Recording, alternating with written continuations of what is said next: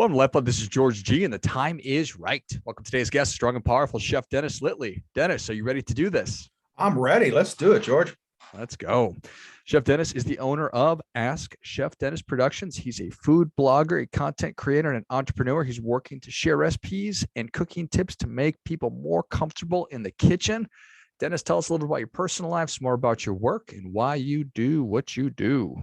Well, I've been a chef for the better part of my life. I started when I was cooking when I was 12, actually, professionally in a hamburger place, and it just progressed from there. And of course, I love to eat, so that did not hurt. I was inspired early on by an early TV chef named Graham Kerr, and he would bring people down from the audience, and they would actually moan when they ate his food. And it was like that always resonated with me. It stuck with me, and I was like, oh my God. Of course, I did the typical jack of all trades, moving around till I finally ended up back in the kitchen. And once I was in there, it stuck, and that's where I was. And I progressed on to business dining, where I was feeding executives. And then the last job I took was at an all-girls Catholic high school. And I went there basically because I worked 165 days a year. When the principal said that, I was all ready to say no. When the principal said that, I went, when would you like me to start? So that was the killer. But it turned out to be the best thing for me, because it kind of reinvigorated my passion for cooking, because you wouldn't think that cooking for high school girls would be appreciated, but they love to eat. And they went from eating nothing but crap, chicken fingers and French fries, to me making them chicken marsala, sushi, doing roasted vegetables on the salad bar, grains. I mean, visiting people would come in and go, oh my God, you eat like this every day? And it's like, yeah, we do. So, and then I started a culinary program at the school, and that's really when things started to change for me. I got tired of hiring temps. And I said, let me train my own staff. These girls are like sponges. So I started that, and it was just at that point, it even become even more magical. And the girls were great. They loved it. They were learning. They were helping. The school thought it was the best thing going.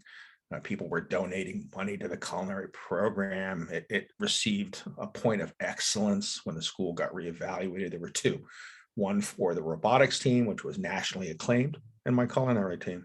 It was pretty awesome at that point. So, but then through a series of injuries, it was basically time for me to retire. My body was broken. But when I started the culinary team, that's when I started to blog. That's what kind of led into where we are today. Excuse me. That kind of led to where, yeah. I think that is that's awesome. And you started the blog in 2009. Yes. And it's wildly successful. It gets I think early on 9 million visitors a year, probably more than that now. So that's a wild, smashing success by blog standards, certainly. And oh yeah, so the impact it's been incredible. It is. It was not. You always have these visions of things being the next best thing, but in truth, I was always thinking, well, if I can just be a little accessible, if I can make an extra $1,000 a month off of this job, we'll be okay. And now, like, if I did that, I would like, oh my God, I would not be a very happy person. But there's a lot of hard work that goes into it. People think, I wish I could do what you do, especially when it came to the travel portion of it. They don't understand that I work 8 to 10 hours a day, every day. I'll take a day off whenever I feel like it, but weekends, unless I have something planned, this is my job, and it's my passion. I love doing it. And as long as I love doing it, it's not a job. It's something that I just enjoy doing. Yeah, well, certainly kudos to that. It's been an awesome career so far. What is it about I don't want to call it. Is it cooking? When you started the culinary team, what is it about that made it so successful, that and what is it about the blog? What is it about food?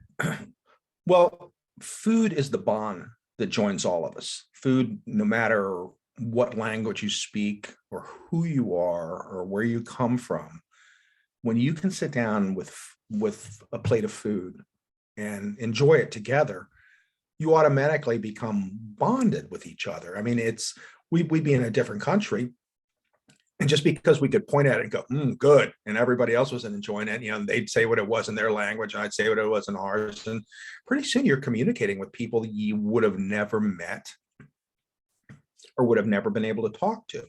And, not just foreign language, but just other people. You sit down at a table. I remember we were in Charleston, and they said, would you mind a common table? Well, we sat down with an old Southern lawyer. And let me tell you, like Andy Griffith in the white suit, the seersucker suit, and he started telling us stories, and it was like, oh my God, this is amazing.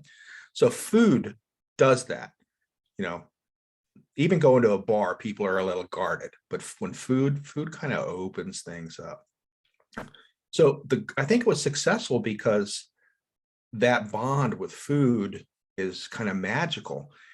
And when I started with the girls, well, here, 60 girls signed up the first year, but the only ones that could fit it into their schedule were freshmen, because all the girls went to college. They all had so much on their plate that they couldn't add one more thing, even though they really wanted to. And actually, when they found out there was work involved, like, they didn't just come in and eat, which a lot of them thought they were going to do. They had to, they had to cut vegetables, they had to clean pans, they had to do actual labor. And the girls that stayed with me that year, they would eat, of course, reap the benefits, but they were actually learning. And I wasn't trying to create little chefs. I was trying to teach them that it's not, and my favorite saying was always, it's not rocket science. This is food.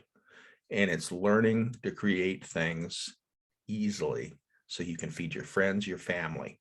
That's what it's about. So you don't have to rely on going out to eat all the time, or getting takeout or microwaving. I used to have a tagline on my first blog. It was, yes, Virginia, there is more to life than takeout in the microwave. But that's where it went. So my blog kind of follows that philosophy. When I was a chef, I was like, oh, you're not getting the recipe. You'll eat it the way I make it, or, you don't get it, kind of a chef, the old no soup for you. And my wife says I became the kinder, gentler Chef Dennis after I started the school and started the culinary team. And it was like, no, this is how you do it. If you don't like this in it, let's put this in it instead. So that has transferred over to my blog. The only style I really know how to cook is restaurant style. I've been doing it all my life. So all my recipes are basically geared that way. In restaurant style, honestly, unless it's something we have to prepare ahead of time to get a sauce done or to get something set up, 10 to 20 minutes is how long it's going to take to cook your dinner, because you do not have time. We got to get you in, get you fed, get you out, so we can turn that table and make more money. So that's how I teach people to cook at home, because you don't have time. I don't have time. At the end of the day, I'm tired. I don't want to spend all day cooking.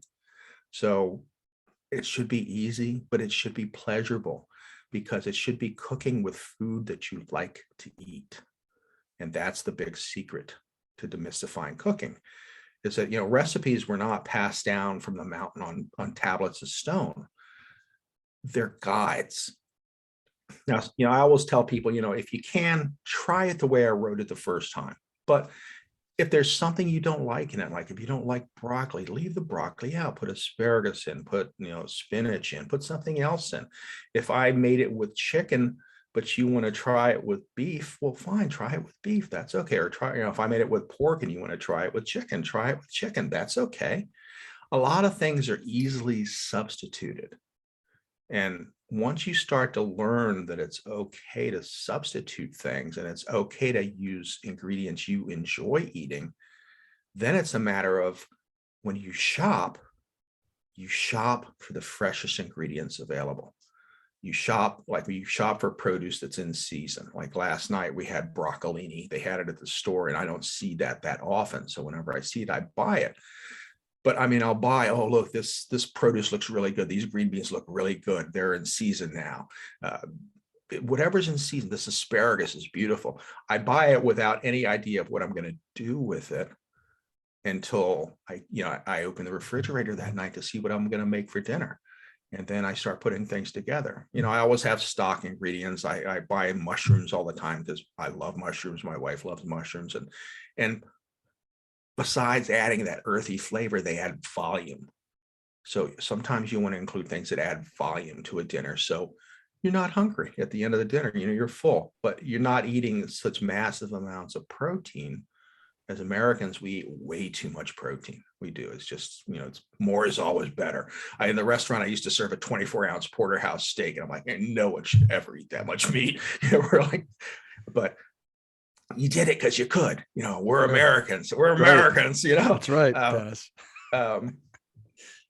But it's just getting back to that philosophy of learning to use what you have, learning what's in season, and enjoying the process, and making foods that, like if I'll make something with a certain spice, but my wife hates cumin, and so I have to leave that out. But if it's in my recipe and you don't like it either, we'll leave it out. Put something else in. If I made it with lemon pepper, but you hate lemon pepper, but you like Cajun seasoning, use Cajun seasoning. It's all a matter of adjusting. Like, I love when I get messages, comments from readers, and they say, I tried your recipe, but I don't like this and I don't like this. So I did this, and then I added this to it, and it was amazing. Wow. Congratulations. You did exactly what I wanted you to do. Would I have liked you to made it exactly? Yeah, I would, but you took it a step further and you made it your own. So you're really happy with the dish. Love it. That's super powerful. I'm always trying to get down to first principles of things. And it sounds like making food that you like to eat is one of those. It's okay to substitute, get the freshest ingredients you can, and really enjoy the process. Yeah, that's it. And what happens is, all right, say you dread cooking, and a lot of people do, because they just don't make dinner that they enjoy every night. So once you get past that first couple of steps, and you sit down and you go, this is really good. Like, sometimes I surprise myself. And when I surprise myself, it's wild. Like, I did not, I'll make something for the first time. I go, I did not expect this to be this good. I knew it would be good, but not this good. I had my first tuna casserole of my life a month ago. Somebody hired me to make something with tuna. And the way I made it was not your typical tuna casserole. And I was like, oh my God, this is amazing. Even my wife said that. But once you realize that you're creating food that tastes good, you're kind of anxious to get back into the kitchen again. Now, the next night you go, it's not a chore. It's not as much, because I like what I made. Let's see what else I can do. And, you're going to have pitfalls. Not everything is going to knock it out of the park. My wife, I know when it wasn't a success, is she'll just be moving food around her plate. She won't be eating. She reverts to her 6-year-old self, where I'll go, what's the matter? She goes, nothing. I go, tell me what's wrong with it. So not everything is going to be a huge success, but as you learn, more things will be. And then what happens is, as you're enjoying your time in the kitchen, working with your significant other, helping you make food, or maybe you have the kids helping you cut vegetables, teaching them life skills that will serve them for the rest of their lives. And that's basically what my culinary program, teaching these young girls life skills that we just don't learn anymore. It becomes a happier time. And when you get someone invested in helping you making food, they have more of a tendency to want to at least try it and enjoy it because they helped. So once you get this process rolling, time in the kitchen becomes more of a special, again, bonding over food, whether it's, again, just your significant other or your kids or friends coming over to make food. You have them come over for the big game and you're going to drink and eat. Well, let's get them in the kitchen and have some fun before, calm everybody down and have them helping you make something before you get started. And it becomes more special. And then you look forward to that time in the kitchen. And the more you look forward to it, the better the food's going to be. I always tell people, if you go in a restaurant and all the servers aren't happy, that means the chef is not happy. And if the chef is not happy, dinner's probably not going to be as good as it could be, because a lot of it comes with attitude and how you feel about things. And, you talk about putting love into food. Well, it's the truth. If you're really feeling good about things, the food's going to taste better. It's going to look better. A lot of really good stuff there, Dennis. I love it. Thank you. Thank you. When we do get better at something, we enjoy it more. I think that is an absolute universal thing. And the life skills that you teach, it's so true that we support what we help to create, and 100%. Why wouldn't food be any different? And instead of just serving food when you're having guests over, let's put them to work. And I think you'll probably end up having a better time than maybe you've ever had. So much value that goes into it. What is kind of that gateway if I am intimidated by turning the stove on or whatever it is? How do you get people to take that first step? Well, it's finding a recipe, again, that does not have a lot of ingredients in it. Okay, and it's finding a recipe that maybe you really enjoy eating. Like maybe you order something out, like something very simple is fettuccine Alfredo. Say maybe you only order that when you go out to the restaurant, or chicken Parmesan. It's something that simple. I used to gauge Italian restaurants on how good their chicken Parmesan is, because if they get that really good, then I know they have some skills. Sometimes they just slap it together. And the rest, if they can't do a simple dish correctly, they're not going to do a complex dish correctly. Sure. So it's taking a simple dish like that maybe is your favorite food. Like, let's go back to chicken Parmesan, and seeing the process of how it's made. Okay, wow, I did not know that you pound chicken before you bread it. Well, you do that so it's easier to eat. It's a little tender. It's not as thick. If you don't have a meat hammer, maybe you slice the portions thinner. And I explain this in my blog. So you find a recipe that has few ingredients that you really like to eat, and maybe has these step-by-step pictures. Like, that's really the big thing now. So you can follow it, or a video so you can follow it. So now I say, okay, I did not know that. You flour the chicken before you put it in the egg. And it's not just egg, it's egg with a little water or milk in it. Oh, that's starting to make sense. Okay, now I bread it. And then little secrets, little tips, like, putting enough sauce under it, putting in one of the cardinal sins is they don't put enough sauce and they put enough cheese on it. It's like, it's a piece of chicken, it looks horrible and it's not going to taste good. So, oh, okay, put this on it, you put this on it. And then when I put the cheese on it, oh, look, he put some chopped parsley before he put it in the oven, because the parsley melts into the cheese and it makes it look pretty. We eat with our eyes first. Sure. Before we taste it, we smell it, we look at it, and then we taste it. So if everything's blended together, so you look for a recipe of something you really like to make or like to eat that isn't complicated. And then you try it. And when you sit down and you eat it and you go, wow, I did this, and then along the way, you pick up more little tips and tricks. Like with chicken parm, I hate breading. I hate it. So when I do it, I do a lot of it. And then I'll freeze it. And then I have, excuse me, then I have a lot more dinners to make for nights that I don't feel like cooking, because we all hit those nights. I just don't want to do it. And instead of going out now, you pull the chicken and maybe some spaghetti sauce out, and I always tell people, I love making my own sauce. If it's not your thing and you don't have time, there's a lot of good jarred sauces out there. I'm not, like I buy pre-made salad dressings because I just don't want to be bothered with making my own. I can do it. I just don't want to do it. So it's all a matter about what you have time for and what you enjoy. Love it. Well, Chef Dennis, the people are ready for that difference-making tip, even though you've already given us a bunch. What do you have for them? Well, I think the biggest, I'm sorry. I think the biggest difference-making tip, again, and I've covered this already, is to cook with foods you like to eat. Okay, that's where your joy comes into the kitchen.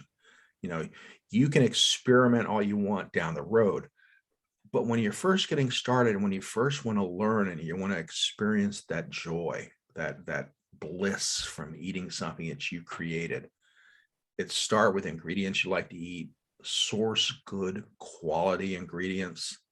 At the grocery store, we talked about fresh produce.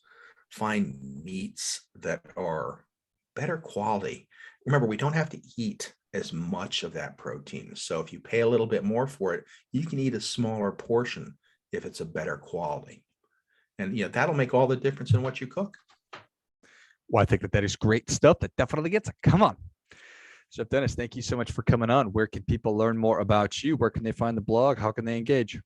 Well, I am askchefdennis.com, and you can leave comments. All my recipes are there. There's a search bar, so you can look for what you want. And then across all social media, I'm Ask Chef Dennis. It's really simple. And you can find me on Instagram, Facebook, LinkedIn, Pinterest, Twitter, and I'm on TikTok. I'm not very visible on TikTok, but we're working on it. But yeah, I'm out there, and I'm easily available, and I do answer my comments that people leave. So love it. Well, if you enjoyed this much as I did, show Chef Dennis your appreciation and share today's show with a friend who also appreciates good ideas. Go to askchefdennis.com and check out all the great recipes. Figure out which one you're going to get started with, and then find them on social media, all over all of them at Ask Chef Dennis as well. We'll list all those in the notes of the show. Thanks again, Chef Dennis. Thank you for having me, George. And until next time, keep fighting the good fight. We are all in this together.